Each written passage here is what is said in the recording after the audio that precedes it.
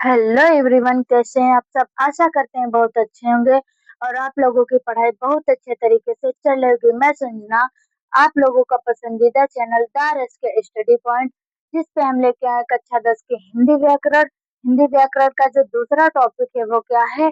अलंकार। आज हम आप लोगों को अलंकार के बारे में बताएंगे। हमने इतने सारे टॉपिक सब बता दिए, लेकिन किसी वजह से हमारा कैमरा ओपन नहीं हुआ। मेरे फोन में पता नहीं क्या गड़बड़ी आ गई है। वो हमने ओपन किया था, पूरा वीडियो बना डाला, लेकिन हमने जब लास्ट में देखा तो वीडियो बना ही नहीं। आप लोग ऐसे सपोर्ट करते रहिए और हम आप लोगों को बहुत अच्छे तरीके से समझाने की कोशिश करेंगे। कुछ दिन से हमारी वीडियो नहीं आ पा रही थी, 2 दिन हो गए हैं। हमारा स्वास्थ्य नहीं ठीक था और जो आपके आरएस के सर हैं उनका भी स्वास्थ्य नहीं ठीक है, उनकी भी वीडियो अपलोड नहीं हो पा रही है। बस वो 2-3 दिन में ठीक हो जाएंगे और आप लोगों के पास वीडियो आने लगेंगी। तो आशा करते हैं आप लोगों को बहुत अच्छे तरीके से समझ में आया होगा। तो देरी ना करते हुए चलते हैं हम अपने टॉपिक की ओर। तो हमारा टॉपिक क्या है? अलंकार। पहले तो हम आप लोगों को अलंकार के बारे में बताएंगे। जो अलंकार है, अलंकार का अर्थ क्या होता है, अलंकार की परिभाषा क्या है। तो क्या लिखा है अलंकार का अर्थ? अलंकार का अर्थ में क्या लिखा है? काव्य की शोभा बढ़ाने वाले शब्दों को अलंकार कहते हैं। जैसे कि कोई काव्य लिखा हो, कोई एक कविता लिखी हो, कोई एक लाइन लिखी हो, और उसमें जो काव्य की शोभा बढ़ाने, अगर उसमें कोई एक ऐसा शब्द लिखा हो जिसकी वजह से उस कविता, उस लाइन की शोभा बढ़ जाए, जिसे क्या कहते हैं?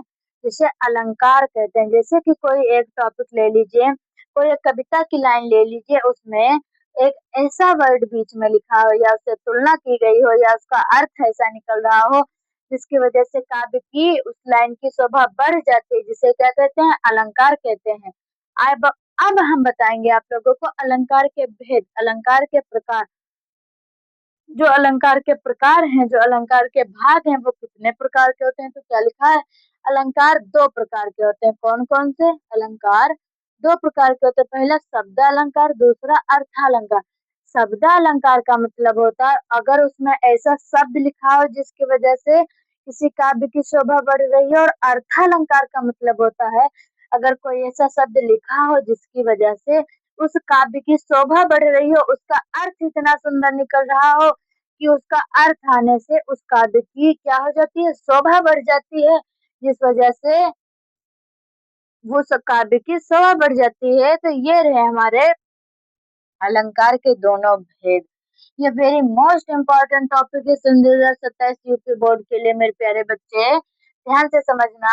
आशा करते हैं हम आप लोगों को बहुत अच्छे तरीके से समझा पाएंगे। तो जो हमारे हाई स्कूल के बच्चे हैं, जो हमारा हाई स्कूल है कक्षा 10 है, उसमें केवल 3 अलंकार पूछे जाते हैं।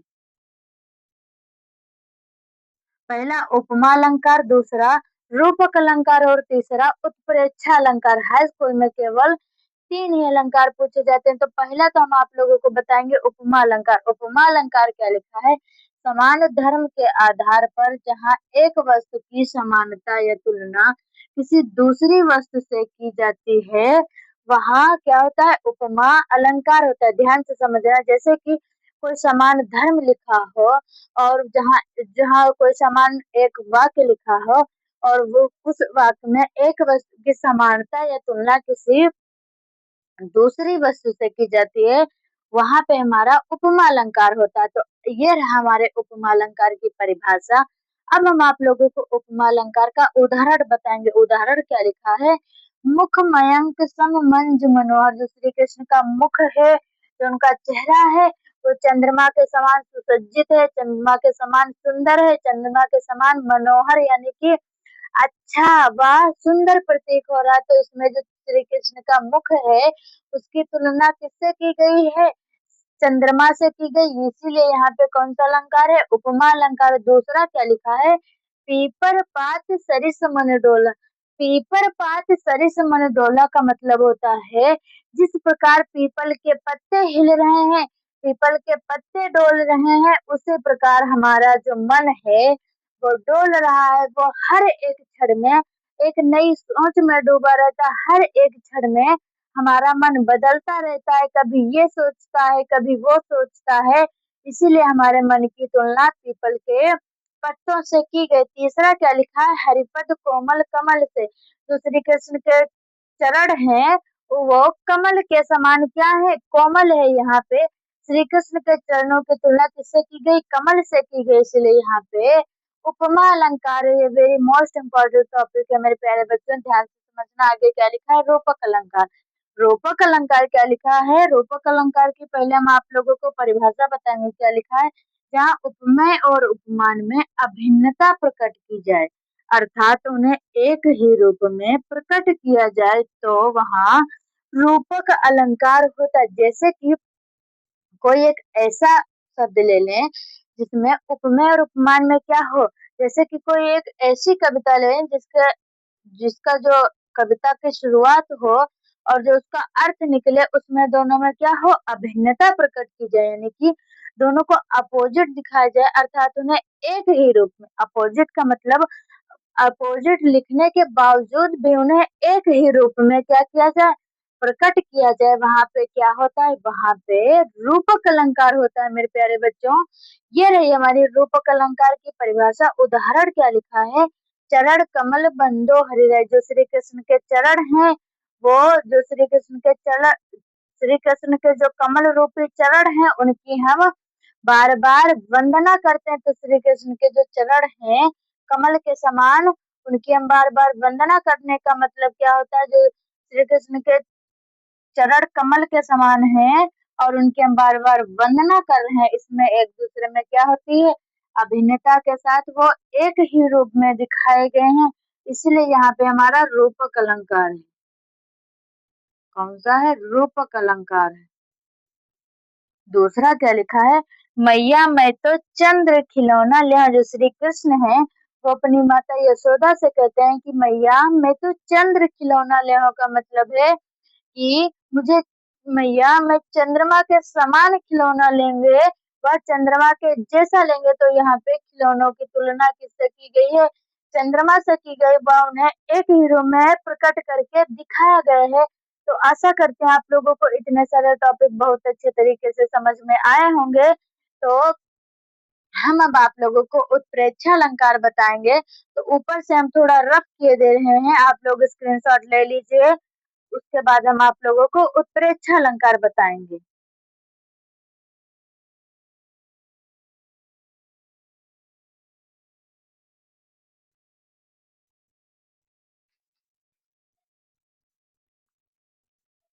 मेरे प्यारे भाइयों बहनों, मेरे प्यारे बच्चों, अगला टॉपिक क्या है हमारा, वो है उत्प्रेक्षा अलंकार। अब हम आप लोगों को उत्प्रेक्षा अलंकार की परिभाषा व उदाहरण बताएंगे। ये वेरी मोस्ट इम्पोर्टेंट टॉपिक है। आशा करते हैं आप लोगों को ये ये टॉपिक जो बताएंगे ये भी बहुत अच्छे तरीके से समझ में आएगा। तो आइए पहले तो हम इसकी परिभाषा बताएंगे। परिभाषा क्या लिखेंगे, जहाँ उपमेय, क्या लिखेंगे, जहाँ उपमेय और उपमेय में उपमान की क्या की जाती है, संभावना की जाए। जहाँ उपमेय में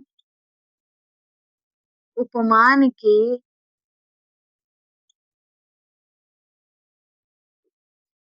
उपमान की संभावना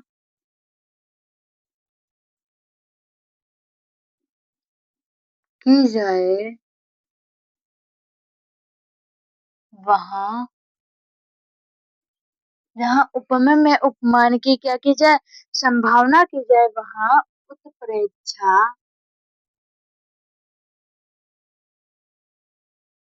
वहाँ उत्प्रेक्षा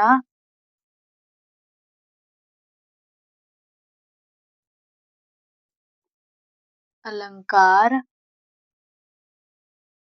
होता है। क्या लिखा है, जहाँ उपमेय में उपमान की क्या की जाए, संभावना की जाए, वहाँ क्या होता है, वहाँ पे उत्प्रेक्षा अलंकार होता है। अब हम बताएंगे आप लोगों को उत्प्रेक्षा अलंकार का उदाहरण, जो कि वेरी मोस्ट इम्पोर्टेंट उदाहरण है। अगर आप लोग याद कर लेंगे और बहुत अच्छे तरीके से समझाएंगे। पहला दो उदाहरण बताएंगे आप लोगों को। पहला उदाहरण क्या है, सोहत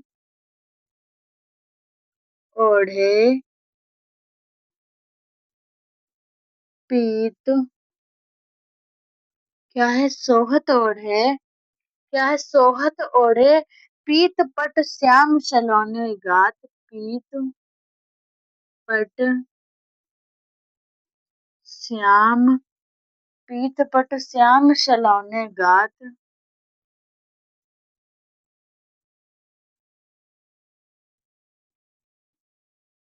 श्याम सलोने गात, मनहु नीलमणि सैल पर, आतप परे प्रभात। मनहु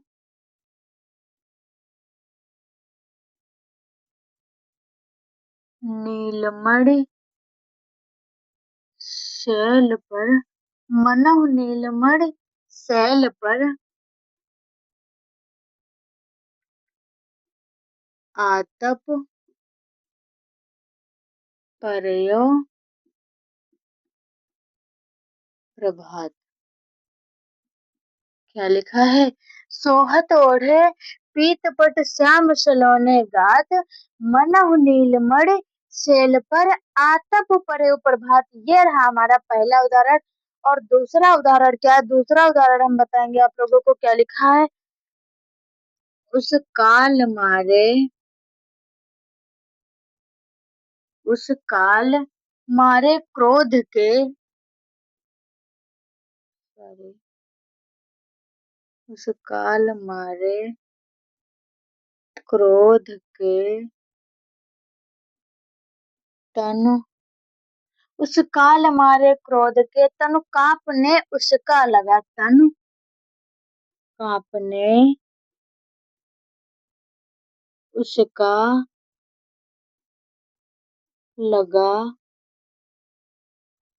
उस काल मारे क्रोध के तनु कांपने उसका लगा, मानो हवा के जोर से सोता हुआ सागर जगा। क्या लिखा है?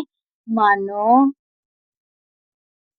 हवा के जोर, मानो हवा के जोर से सोता हुआ सागर जगा। ये क्या है? ये है हमारा, ये रहा हमारा उत्प्रेक्षा अलंकार का दूसरा उदाहरण। आशा करते हैं आप लोगों को बहुत अच्छे तरीके से समझ में आएगा। ये वेरी मोस्ट इम्पोर्टेंट टॉपिक है, वेरी मोस्ट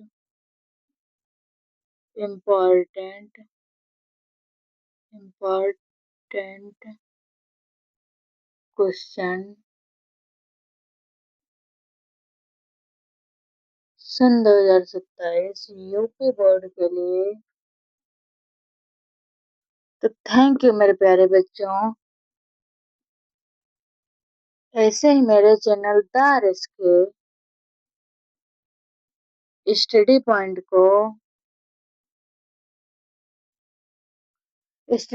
को सपोर्ट करते रहिए। हम आप लोगों को बहुत अच्छे तरीके से पढ़ाएंगे और आप लोगों को बहुत अच्छे तरीके से समझ में आएगा। तो आज हम आप लोगों को टॉपिक यहीं पे समाप्त करते हैं। मिलते हैं आप लोगों को अगली वीडियो में अगले टॉपिक के साथ। तब तक के लिए नमस्कार, प्रणाम, राधे राधे।